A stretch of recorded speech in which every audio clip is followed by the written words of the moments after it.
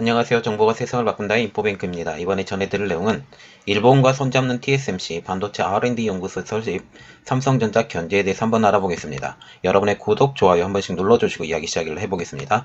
지금 일본의 R&D 센터를 짓는 TSMC입니다. 자, 내용을 볼게요. 대만의 TSMC가 일본의 R&D 센터를 건립을 추진 중이라고 얘기가 나오고 있는데, 세계적인 반도체 품귀 현상이 지속되고 있는 가운데 TSMC가 미국에 이어서 일본과 손을 잡고 글로벌 시장 선두 굳히기에 나섰다라는 분석이에요. 이것이 단지 그냥 글로벌 시장만 선점한다 그 내용보다 삼성전자를 견제한다라는 그런 내용이 더 많이 담겨 있겠죠. 자, 지금 보시면 세계 파운드리 시장 점유율을 한번 보면 1위가 TSMC, 2위 삼성전자, 3위 글로벌 파운드리, 4위 UMC, 5위 SMIC, 6, 7, 8, 9, 10 이렇게 계속 나오죠. 지금 보시면 TSMC가 절반 이상을 차지하고 있다. 그리고 삼성전자는 17%밖에 차지하지 못한다. 라고 단순 비교를 볼 때는 삼성전자와 TSMC는 결코 싸움이 되지 않는 싸움이에요. 그런데 이게 7나노 이하 공정으로 들어가면 이야기가 좀 달라집니다. 7나노 이하 공정으로 들어가면 6대4 정도, 6대4 정도로 지금 바뀌어요. 6대4 정도로 바뀌기 때문에 그리고 TSMC의 모든 그 수익의 대부분 절반 정도가 50% 정도가 7나노 이하 공정에서 지금 나오거든요. 그러면 7나노 이하 공정만 잘 잡는다 라고 생각을 하시면 굉장히 좋죠. 그리고 또한 지금 ASML에서 지금 노광 장비를 계속 봤죠? 노광 장비를 계속 봤는데 현재 노광 장비의 숫자는 훨씬 TSMC가 많습니다. 거의 2배 가까이 더 많은데 이것도 우리가 생각을 해봐야 될 때 지금 당장 노광 장비가 필요한 만큼 사고 그리고 새 노광 장비가 계속 들어오거든요. 그리고 이 새 노광 장비가 계속적으로 유입이 됐을 때 유입된 새 노광 장비를 계속적으로 구매를 해줘야 나중에 필요한 그리고 2나노, 1나노 그리고 그 이상까지도 넘어가는 이 상황을 접근할 수 있다라고 지금 생각을 하고 있습니다. 자, 그리고 지금 국가별 파운드리 시장 점유율을 보면 대만이 64%. 여기 대만이라는 것은 TSMC와 보면 UMC가 있고요. VIC도 있어요. VIC. 지금 이렇게 나와 있고 한국 같은 경우는 거의 대부분 삼성전자가 꽉 잡고 있고 두 번째는 DB하이텍, 키파운드리, 그리고 SK하이닉스 시스템 IC 거기까지 있고요. 중국은 보통 보면 누가 있냐면 SMIC가 있죠. 그리고 TSMC도 일부 물량이 그쪽에 있고 기타 지역 타워 재즈도 지금 중국에 있는 입장입니다. 자, 이게 2020년 매출 기준이고요. 트랜스포스에서 자료가 나온 것입니다. 자, 넘어가겠습니다. 자, 이번엔 적극적으로 이야기가 나오는데 어떤 내용이냐?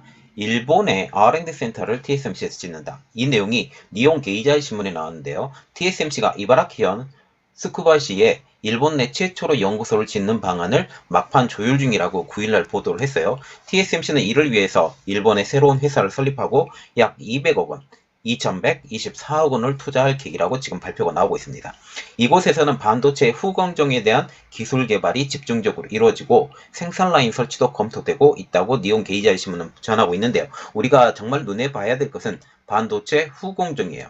지금 이 반도체 후공정 때문에 애플의 물량이 삼성전자에서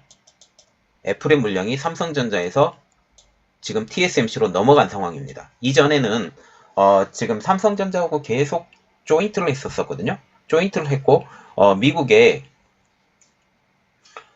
있는 그 반도체 오스틴에 있는 회사도 원래는 애플의 물량을 받아서 쓸 요량으로 거기 회사를 만들었었죠. 그런데 애플이 중간에 계약을 깨고 TSMC로 완전히 다 넘어간 바람에 한동안 오스틴의 공장이 힘들어졌다라는 그런 말들이 나오고 있어요. 그래서 그 가장 컸던 이유가 반도체 후공정이에요. 이 반도체 후공정이 계속 발전할수록 그 반도체 성능이 좋아지기 때문이죠. 자, 계속 이야기를 나눠보겠습니다. 지금 반도체 제조 공정에서 웨이퍼 공정인 전공정 그리고 패키징 공정인 후공정으로 지금 나뉘고 있는데 웨이퍼 공정은 실리콘 기판 위에 트랜지스터와 금속 배선을 만드는 일반적인 과정을 웨이퍼 공정이라고 지금 얘기를 해요. 그리고 패키징 공정에서는 웨이퍼를 조각으로 자르고 다른 기판과 연결한 뒤에 유기물질로 덮어서 보호를 하는데 이것이 굉장히 중요한 것이 반도체의 성능을 좌지우지할 수 있는 공정이 되어버렸다라는 거죠. 그래서 지금 반도체를 만드는 공정은 전 공정이지만 최근 후공정을 통한 반도체 성능 개선을 통해서 후공정의 중요성이 점점 더 높아져 가고 있죠. 그러면 왜 일본이 TSMC를 끌어들이냐? 그 내용을 한번 보면요. 일본 경제 산업성은 반도체를 전략 사업으로 지금 보고 있어요. 그리고 이전에 일본과 같은 경우는 반도체 제1위였던 나라였거든요. 그런데 프라자 합의 뒤로 D램 망가졌죠. 그리고 다른 분야도 전부 다 망가져 버렸어요. 그리고 잃어버린 20년, 30년 이 일들이 벌어지고 지금 반도체 분야에서는 지금 남아있는 게 소니가 이미지 센서가 남아있고 파나소닉이 조금 남아있고 예, 그 정도밖에 안 남아있거든요. 그리고 예, 거의 안 남아있습니다. 자, 그래서 지금 반도체 기반 산업은 짱짱한데 다른 그 공장을 돌리는 이러한 것들이 지금 되게 불안정하거든요. 이렇기 때문에 반도체를 집중적으로 성장시키고 이 성장시키는 원동력을 갖게 하기 위해서 TSMC를 끌어들이는 것입니다. TSMC는 이미 본국인 대만에서 일본 기업들과 활발하게 연계 작업을 하고 있었던 중이라고 지금 발표가 나고 있어요. 하지만 최첨단 반도체 개발을 서두르기 위해서는 세계 최고 수준의 반도체 장비 및 소재 업체가 모여있는 일본에 직접 진출하는 방안이 필수적이라고 판단을 내렸다고 이 신문은 전하고 있어요. 특히 반도체 소재 부분에 대해서는 일본 업체들이 되게 괜찮은 업체들이 많아요. 그래서 이런 업체들을 이용하기 위해서라도 일본에 R&D 센터를 만들어야 된다라는 이런 말들이 나오고 있다라는 거죠. 일본의 경제산업상도 반도체를 전략 분야로 지정을 해서 TSMC와 일본 기업의 연계에 보조금을 지급하는 방안까지 지금 검토하고 있다라고 지금 얘기를 하고 있습니다. TSMC는 지금 현재 중국을 제외한 중국에도 TSMC의 자회사들이 있거든요. 거기를 제외한 해외 최초로 미국에 첨단 반도체 공장을 건설하는 작업을 지금 애리조나에서 진행을 하고 있어요. 애리조나 피닉스에서 진행을 하고 있죠. TSMC가 미국에 이어서 일본에도 첨단 반도체 개발 거점을 설치하고 세 나라의 강점을 효과적으로 활용함으로써 중국 반도체 산업의 성장을 맞서려는 전략을 풀이되고 또한 한 회사가 더 있죠. 지금 막 커오고 있는 회사 삼성전자를 막으려는 전략으로 지금 풀이가 되고 있습니다.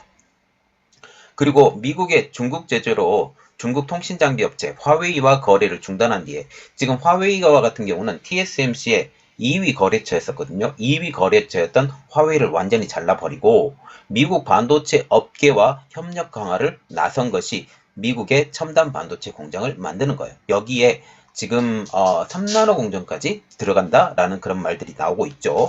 TSMC는 미국 내 첫 반도체 공장을 건설하는 등 올해에만 최대 280억 달러를 투자할 계획이라고 지금 발표가 되고 있습니다. 이에 더불어서 지금 일본의 R&D 센터까지 만드는데 이게 후공정을 개발하기 위한 R&D 센터다라고 지금 얘기가 나오고 있죠.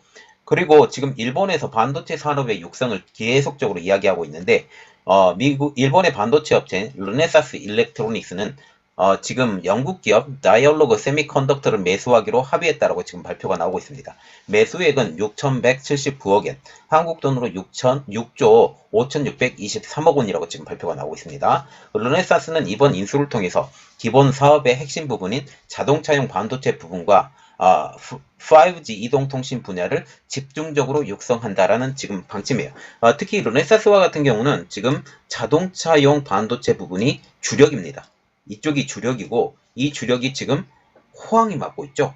예, 굉장히 호황을 맞고 있고 지금 5G 이동통신 분야도 집중적으로 육성한다라는 그것 때문에 영국 기업 다이얼로그 세미컨덕터를 매수하기로 합의했다라고 그렇게 보시면 됩니다.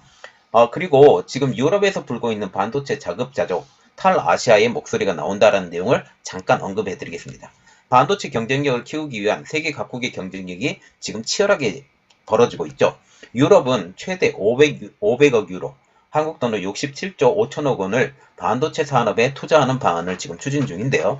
독일 유력 일간지 프랑크푸르트 알게마인의 차이퉁에 따르면 유럽 각국 정부는 보조금 등을 통해서 기업들이 반도체 산업에 투자하는 금액의 20%에서 40%까지 지원할 계획이다 라고 지금 말을 하고 있어요.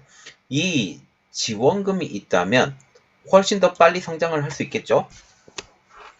페테 알트마이어 독일 경제에너지부 장관은 지난주에 유럽 반도체 산업의 투자액은 약 500억 유로에 달할 것이라고 말하면서 유럽 반도체 업체들의 연 매출을 넘어선다.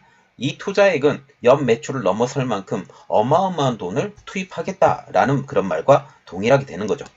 유럽에서는 아시아 반도체 업체에 대해서 의존도를 낮춰야 한다라는 목소리가 커지고 있는데요. 폭스바겐, 메르세데스 벤츠, BMW 등 유럽 자동차 업계가 차량용 반도체 공급 부족으로 홍역을 치른 탓입니다. 앞서서 유럽 반도체 업체들은 아시아와 미국의 경쟁사들이 자국 정부로부터 받는 대대적인 보조금에 힘입어서 경쟁에서 뚜렷한 우위를 점하고 있다라고 하면서 유럽 연합 당국의 전폭적인 지원을 촉구했어요. 지금 보시면 대부분 보조금으로 경쟁에서 뚜렷한 우위를 점하고 있다라고 지금 얘기를 하고 있는데 결코 그렇지는 않은데 지금 이유를 대야 되니까 이렇게 된 것 같습니다. 그리고 유럽연합 당국의 전폭적인 지원을 촉구했다라는 것은 보조금을 달라라고 지금 얘기한 것과 똑같습니다. 이와 관련해서 EU 소속 19개국은 지난해 12월달 반도체 산업 발전을 위한 수십억 유로 규모의 지원 프로그램을 도입하기로 합의했고 여기에 도입되었던 것이 지금 차량용 반도체 그리고 또 하나 있죠? 배터리 이렇게 되고 있죠. 그러면서 유럽 내 반도체 산업을 보존하고 유럽 내에서 독립적으로 반도체 공급이 가능하게 한다라는 구상을 갖고 움직이고 있습니다. 이 프로그램에서 독일과 프랑스, 이탈리아, 스페인, 네덜란드 등이 지금 참여하고 있어요. 네덜란드 같은 경우는 ASML 그리고 스페인, 이탈리아, 프랑스, 독일 대표적인 강국이죠. 독일의 시스템 반도체 업체인 인피니온은 이제 중요한 것은 EU 집행위원회에서 빠르고 일관성 있는 전진이라고 하면서 유럽의 경쟁력을 높이는 데 전반적으로 기여할 수 있을 것이라고 지금 얘기를 하고 있어요. 지금 인피니온과 같은 경우는 차량용 반도체로 지금 먹고 사는 데죠. 이전에 인피니온은 어플리케이션 프로세스까지 만들었어요. 애플에 들어가는 어플리케이션 프로세스까지 만들었던 업체였는데 그 부분은 인텔로 넘기고 이제는 차량용 반도체가 전문적인 업체가 됐습니다. 그리고 이전에는 인피니온이 D램도 만들었던 회사였어요. 이렇게 이런 것들이 차근차근 이렇게 나오고 독일 같은 경우는 이전에 D램도 만드는 회사들도 있었거든요. D램 아니면 어플리케이션 프로세서 이러한 것들이 지금 다 없어지고 현재 남아있는 것은 딱 하나죠. 차량용 반도체. 예, 차량용 반도체는 지금 현재 어떻게 되느냐 20나노에서 30나노 정도 이것의 반도체밖에 아니기 때문에 기술의 접근성은 굉장히 낮아요. 그렇기 때문에 가격이 싸죠. 그런데 이게 현실성이 조금 없는 가격들이 조금 있어서 결국은 지금 어떤 현상까지 오냐면 지금 4차 산업혁명으로 자율주행차가 나오기 시작하잖아요. 자율주행차가 나오기 시작하면서 이제는 20나노에서 30나노를 커버를 다 못해요. 지금 7나노, 5나노 지금 이 상태로 퀄컴에서 지금 개발을 하고 있죠. 그리고 삼성전자에서 개발이 들어가려고 준비하고 있죠. 이렇게 되면 결국은 어떤 말이 나오느냐 삼성전자와 그리고 TSMC가 여기에 뛰어들어야 된다라는 그런 말까지 나오고 있어요. 이렇게 되면 결코 유럽의 혼자 힘으로 다 될까라는 그런 측면까지 보면 결코 쉽지 않다라는 그런 말까지 지금 나오고 있다라는 거죠. 자, 이렇게 돼서 지금 일본에서 TSMC를 끌어들였어요. 끌어들였던 것은 이미 그 반도체 분야에서 탄탄한 기반을 갖고 있던 일본이 조립 공장이 지금 부재로 굉장히 어려운 상황이죠. 이 어려운 상황에서 벌써 D램에서는 나가리 당했고 그리고